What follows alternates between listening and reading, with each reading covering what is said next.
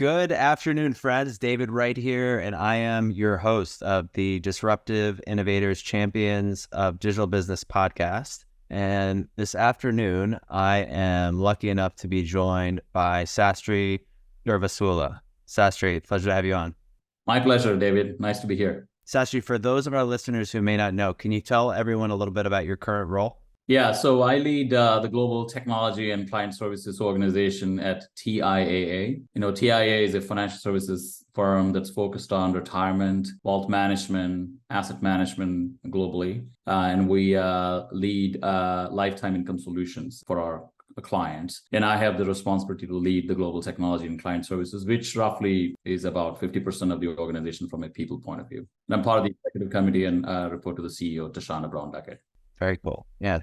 TIAA, household name for sure. It's an honor to have you on. Sastry, we like to start our episode with just one piece of actionable advice you might look to leave our listeners with today. Yeah, I think my actionable advice would be reskilling and learning. With everything that's changing, whether it's technology changing, businesses changing, frankly, the definition of people leadership is changing, generations changing. I think if there's one thing that I want the listeners to walk away with, that would be the reskilling revolution that we are in. That is probably more important than ever at this point. That's great advice. It's funny too, because I have some newer associates in my firm, and they're learning about a lot of this newer technology, drinking through a fire hose. But in doing so, the opportunity is so great because so much of it is so new that the playing ground is really even. So I think there's a good opportunity too, even for those who weren't technologists classically, to break into the space as well. That's right. Yeah, absolutely. Yeah. Sastry, let's talk a little bit about your backstory. So one of the more renowned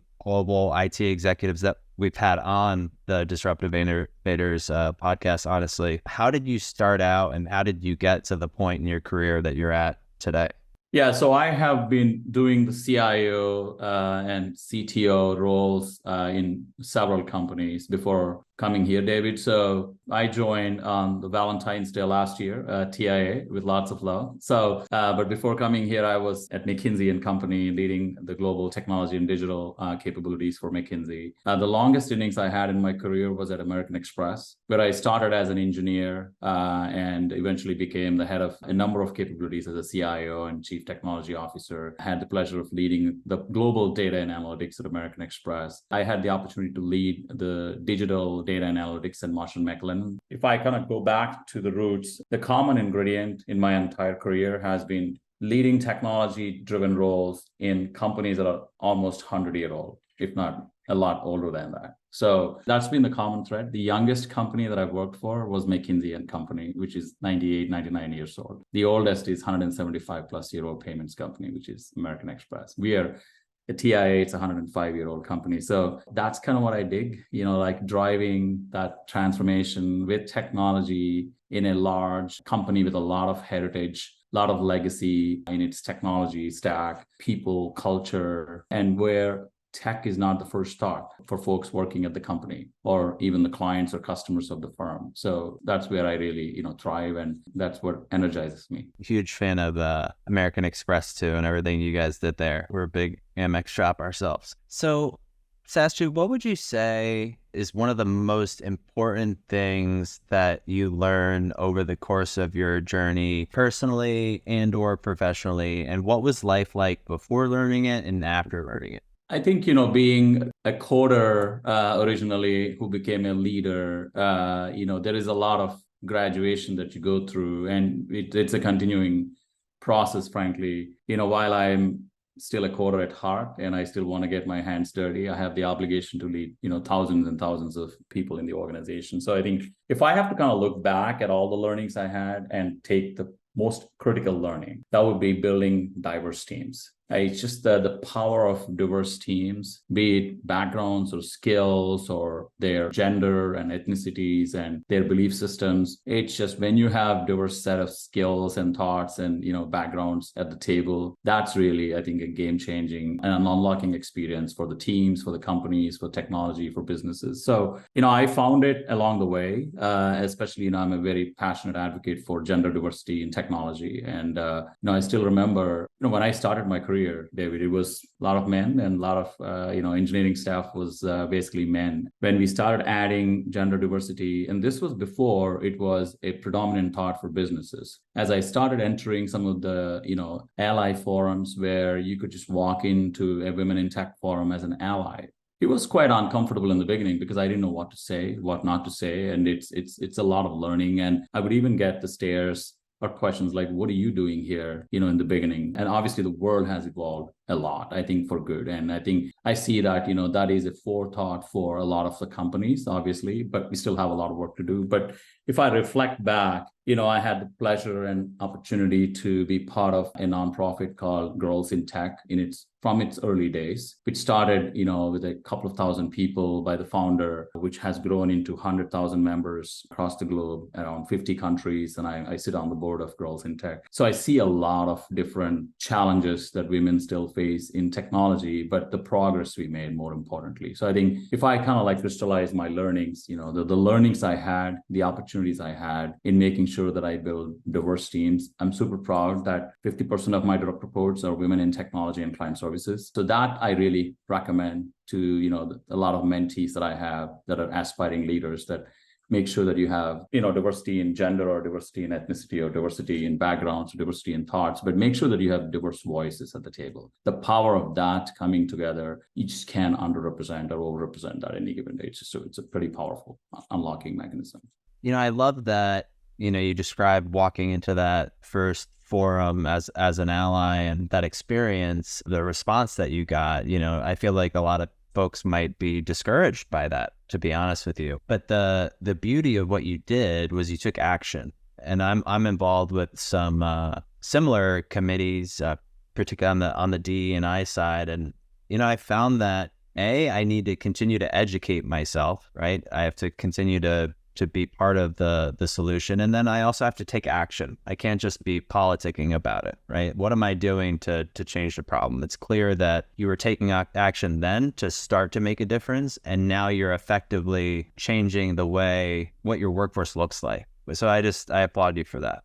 It's important, David, that as I thought about it a lot, over the years, there is definitely a professional belief system, right? That you fundamentally have to believe that as a business, this is the right thing to do. But I think what's more important to keep that stamina to go through that journey as an ally or as an advocate or as a woman in technology who's really leading that effort is to have a personal belief system.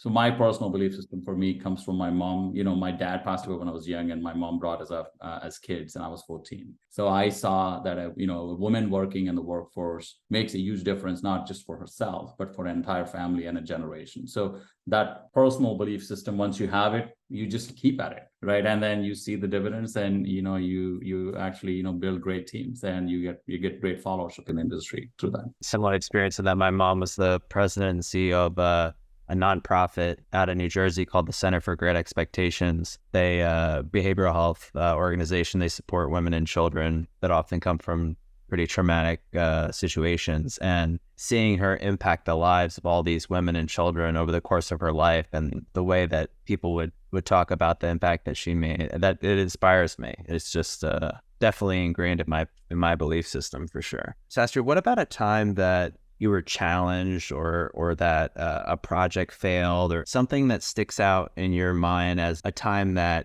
maybe you stumbled, but you took away a profound lesson coming out of that instance? Is there something that sticks out in your mind, perhaps? Quite a few, David. Obviously, when you work for a large 100-plus-year-old company and you're representing technology, first of all, technology in any large company other than tech companies is a cost center. And we've gone through an evolution, as an industry, especially in financial services, where we see technology as not just a cost center, an enabler, a growth mechanism, a business model itself. So I think we've gone through that in various industries. But as you go through that, the journey is quite challenging and quite painful, right? I think technologists often gravitate to technical problems, and they get a lot of pleasure, in solving those problems. But most of the problems in these companies are not technical. they are cultural, they are business driven. There is a lot of economical pressures from external forces, especially if you're a publicly listed company. So I've had a few. I think, I still remember one where I had this big technical strategy. This was like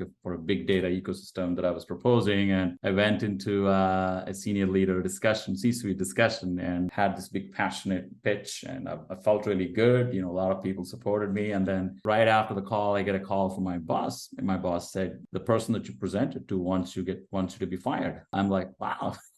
What did I do? It's like, well, your business case is not solid. I'm like, wow, okay. So let's revisit the business case. And we went back to the problem was when you drive a technology transformation that is driven by reengineering of old systems and risks that you're mitigating, the business case is not truly driven by, a P&L growth and that at that time, right? So you've got to do some of these mandatory things in any large company. And it's a very hard thing to explain. So you have to contextualize the risk. You have to contextualize the business impact. You have to contextualize what would be the do nothing scenario like, and what would be do something scenario like. And of course, you can modulate the something, whether it's option A or option B or option C. So that was like probably my biggest lesson. This was luckily in the early days of my career as a leader. And I was like, okay, I'll take a lot of inspiration. So every time I go in front of the board or in front of a big senior leaders or, clients or even my own organization, I try to add the context first. I think it's important to keep the context in mind, because we're not doing technology for the sake of technology innovation in a non-tech company. It's about the context that you set, be it risks or business growth or new innovations, etc. The world is much different now, obviously. I know everybody understands the power of technology. And if you are on legacy technical systems, you have a lot of technical debt, by default, you're going to suffer. I think most companies recognize that. But you go back to the early days of the internet or early days of big data and analytics, that was not the awareness, right? So I had to cut my teeth, and I lost a few teeth in the process, but I think it was pretty good learning. I always kind of go back to that moment where I got that call, and it was quite revealing, of the cultural barriers that one has to go through to drive technical transformation and digital transformation. It's funny that you mentioned the significance of contextualizing. So I was having this conversation with someone literally earlier today, and the significance of enrolling, in this case, right? Your senior leadership or your colleagues in a C-suite or whatever it might be. And then also from a leadership standpoint, if I'm trying to lead versus manage, right? Both, a managerial construct is required, right? Of course. But if I'm trying to lead folks, I need to be properly setting context that they can strive towards versus just giving them rote commands, because the more vision I can provide and context I can set of where we're striving towards versus telling them what to do, the more room I give them to fulfill their potential, really. And past that, to not just stop at where my command ends, right? Because if they're excited about where we're going and they believe in that vision and I've set that context, they'll continue, or at least that's my experience. Yeah, absolutely. Yeah. So Sastry, I actually want to get into a little deeper about your current role at TIAA. Before we do, though, I just like to ask my guests favorite book or literary piece, either that you've been reading currently or all time, your choice. I'm a podcast junkie. I love a lot of podcasts. My favorite one is Lex Fridman.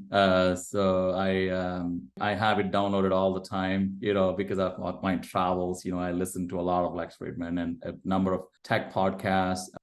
That's my go-to thing. In terms of books, in my recent reads, my favorite is Race After Technology by Dr. Ruha Benjamin. It's a fascinating book, especially as we think about AI and its implications and, the biases, the whole responsible AI ethics, the diversity issues, when it comes to AI. It's just eye-opening to see one person's experience explained in various examples. So it was fascinating. Hit Refresh is the other one that I liked in most recent times by Satya.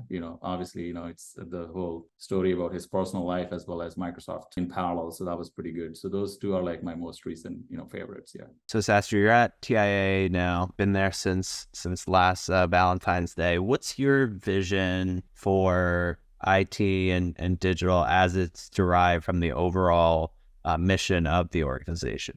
Yeah, I think again, my keyword is context, right? So I think if you think about TIAA as a company, which is 105-year-old, was started by Andrew Carnegie because he felt this was in 1918. He said, teachers. He was surprised to see that teachers actually didn't have a pension plan and a retirement. That was the genesis of TIAA. It's a true mission-driven company, and hence the .org origins, even though, we are not a true nonprofit at this point. But we serve a lot of nonprofits. Our clients are education, so be it higher ed or other forms of education. So those are our clients. We provide retirement solutions. We have healthcare as the other set of clients, and we have nonprofits. So the mission is pretty powerful, and the mission today is to deliver lifetime income for all with investments that make the world better, because we manage north of $1.3 trillion of assets under management. So technology strategy is frankly to power that mission, right? So we have our business strategy since the new CEO took over, and we have assembled as an executive committee. It's a three-legged stool. We want to be leaders in lifetime income. We want to delight our clients, and we want to strengthen how we operate as a 105-year-old company. So my technology strategy is to power those business strategic shifts, fuel innovation while transforming the core.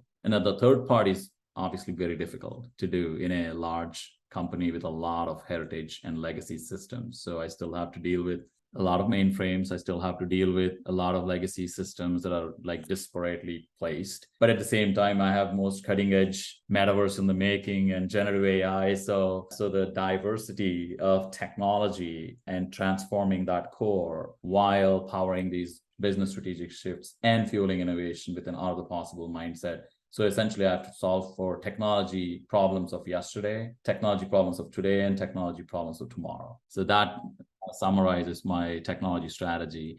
And because I have the client services organization, which is the second half of my role, where we have people that serve clients all the way from frontline to middle office to back office to fraud and risk operations, et cetera, with large global capabilities as well in various locations that report to me. The one principal advantage I have in my role is I can cook a meal and experiment it with my own family, because these are the people that actually use these products. So we actively experiment, with some of these innovation use cases through that. So that's to summarize my strategy, to really power those business strategic shifts, fuel innovation while transforming the core.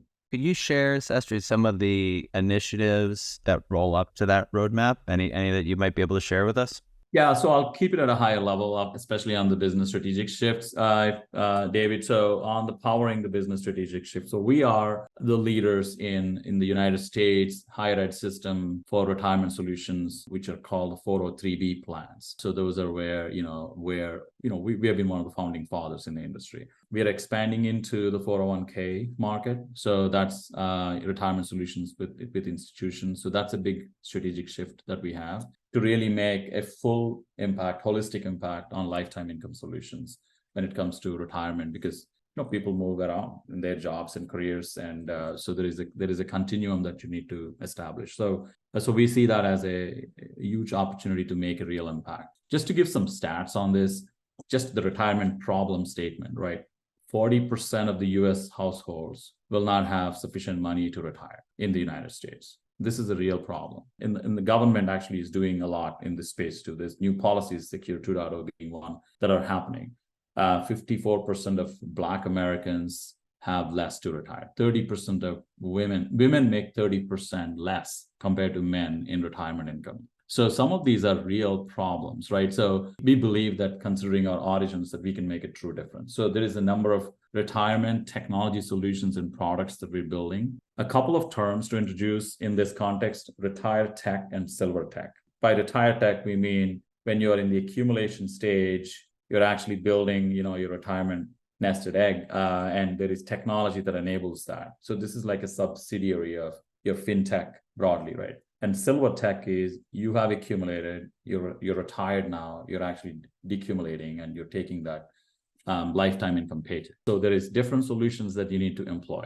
A retired 73-year-old professor or an administrative staff from a university may not want to be on a computer, or may be on a computer, but may not want to be on a mobile phone. They definitely won't be in the metaverse, as an example. So how do you engage them and make sure that their life is streamlined while you have a Gen Z or, a millennial who is only familiar with the digital medium of, communication and working. So I think that's an example. The other one we have is when calls are coming into our client services, we've introduced AI more actively there, because we feel that with the different generations that we are serving, we really need to learn the voice of the customer and kind of use that to enrich and customize the experiences. We've built a strategic partnership with Google, as an example, in this space that we went public with. So we have Google AI getting deployed largely with our millions of participants and tens of thousands of institutions that we serve.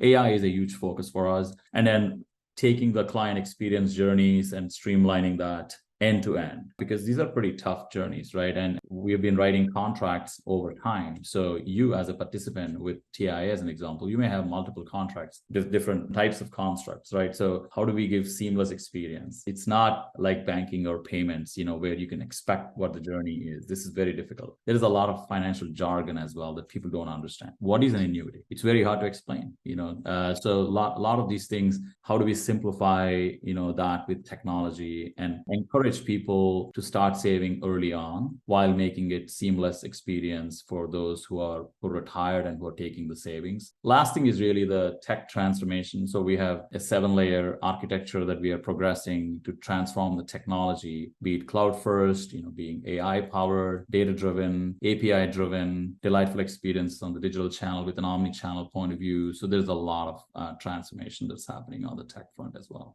What would you say are the biggest challenges facing the organization in accomplishing some of this transformation that you're striving towards? Yeah, I think some of the business challenges that I've explained, right? Definitely, the different types of clients and participants that we need to serve, different types of institutions that we need to work with. Some institutions are far more ready, some institutions are not as ready. So those complexities, driven by client segmentation is one. The generations of technology that we deal with, as I explained earlier, it's like that, I think it was in New York Times or Wall Street Journal, the article where, we introduced the best trains, the fast moving trains, but we never changed the tracks. So the trains actually can't travel on these tracks. It's like, you got to change the trains, you got to change the tracks, and you actually need to change the destinations quite a bit too. So there's a lot of moving parts and it's a lot of balance. So the biggest challenge is that balance. Like, how do you maintain that balance every day so that you're not just occupied by solving problems of yesterday or solving problems of today? You got to solve the problem tomorrow as well. That's the second challenge. The third is really culture, right? When you have, a large organization,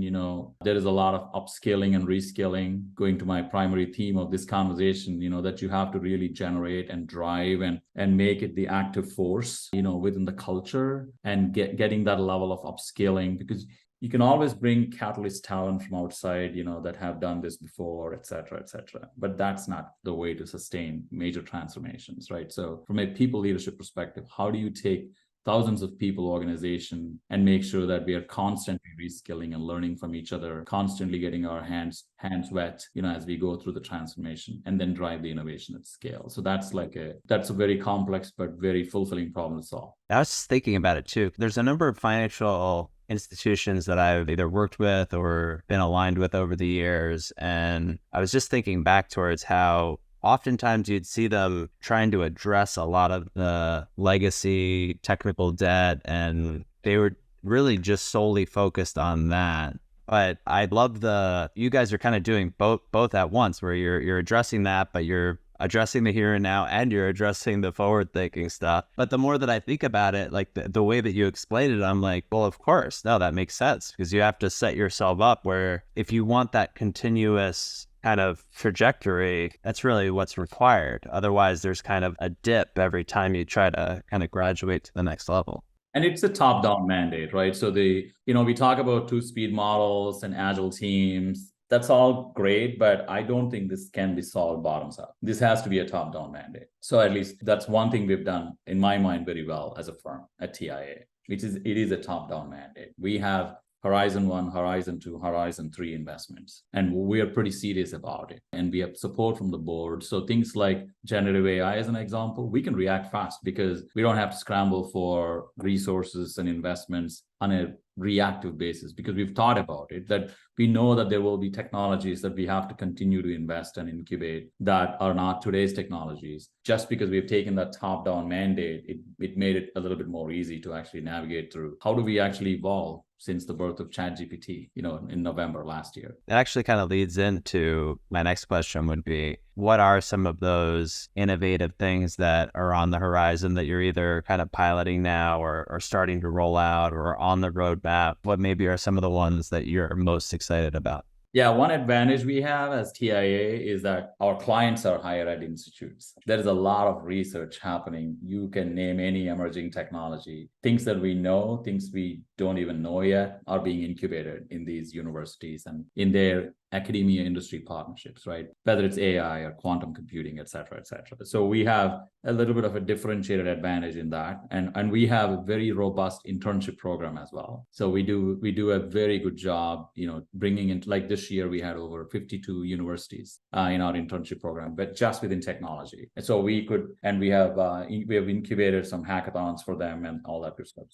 So with that context, we've created a TIAA's Client Tech Labs, where we can not only work on technology innovation within our own company or our strategic partners that I mentioned, but we can also co-innovate with clients. Because at the end of the day, we are here to serve the clients. So that connection point we have has really enabled a lot of innovation. A couple of examples I'll give you, specifically on generative AI. So we started our own generative AI capability and we named it Mr. Carnegie. It's using obviously different LLMs that are out there and fine-tuning it for our industry and learning on our data. We started deploying it. We started first deploying it internally. As an example, we are running our cyber phishing campaigns with Mr. Carnegie. It's pretty creative, by the way. The email that you get, you definitely want to triple check that link before you click on it. So, but we are now putting this in more client-facing use cases, colleague-facing use cases. But obviously, there's some obvious ones like content creation as an example for marketers, etc. But there's more interesting ones in our own industry for retirement. So that's definitely one that's definitely getting a lot of traction, but from a generative AI point of view. But we have, in Web3 and Metaverse, there's a lot of open question marks on this one, but we've started our own Metaverse called TIAAverse, and we're basically using that for colleague onboarding, some of the hackathons that we are doing, especially for like younger tenure, colleagues and associates that are joining. We do think that there will be opportunities with clients, especially like retirement awareness sessions and onboarding sessions, etc. Right now, we are more using that for our colleague-facing activities. And we generally have a team called TIAA Tech Tomorrow. So I call this T3. And under this genre, we've been running hackathons in these labs. So we have a lot of interns that we get, right? As I said, we basically gave them a challenge this year. We said, use generative AI to come up with solutions for retirement, or asset management, or wealth management. And we've had some fantastic success. And we actually have an award ceremony coming up in a couple of weeks where we will be announcing the winners and awarding them. So, Sastry, I have a few last questions for you. One would be, where do you see the financial services industry going in the future, and what do you think will be perhaps some of the biggest changes as time passes, with an understanding that you don't have a crystal ball, but any insights there? Definitely. I wish we all wish we had a crystal ball, right? So I still remember, and this is like another, context setting moment for me. I still remember we used to do these drive to web campaigns. Because people at that time, this is the early days of internet, and we were like going digital. Every company is going digital. And then, I'm sure I definitely went through this journey myself personally. Like, am I really going to bank? Even though I was leading technology transformation for a payments company, am I really going to bank on an internet? Forget about phone. I mean, eventually, of course, the phone was the next evolution. But so we all went through those journeys. We're going to go through those journeys a lot more and a lot more rapidly. That's the future. That's the future in stock for us, right? So, and I often quote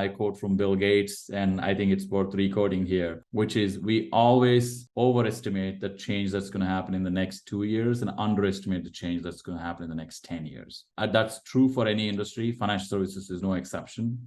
There is a lot of digitization in financial services that's happening across the board. Pandemic has taught us a lot as a world on how to adapt. I mean, just take India as an example. It just leapfrogged as a country, right? Like there was basically no digital payment rails, and now everything is digital. Like every time I travel on business or, for personal reasons, the person who sells vegetables on the street in a cart only accepts digital payments. So there is a leapfrogging moment that we will all go through. And I think financial services, especially with AI, there is going to be opportunities that problems that we didn't want to touch for many years because they're so ugly, and we've circumvented it with processes and people and handoffs and paper clips. I think we will have a much bigger opportunity as an industry to change that course and really leapfrog. So it's not so much about the sizzle aspect of this, like that we see, right, which is obviously delightful experiences and all that good stuff, like you ask any generative AI solution you want to name, and it gives you intelligent responses and creates content and nice pictures and videos and all that. That's great. But I think the bigger prize to me is like the core itself and how you could use this to leapfrog. Once you leapfrog, that's going to set a different course. So that's one item. The second item is, I think there will be new business models that are going to come out, right, that we don't even know today. I mean, this is like, you go back to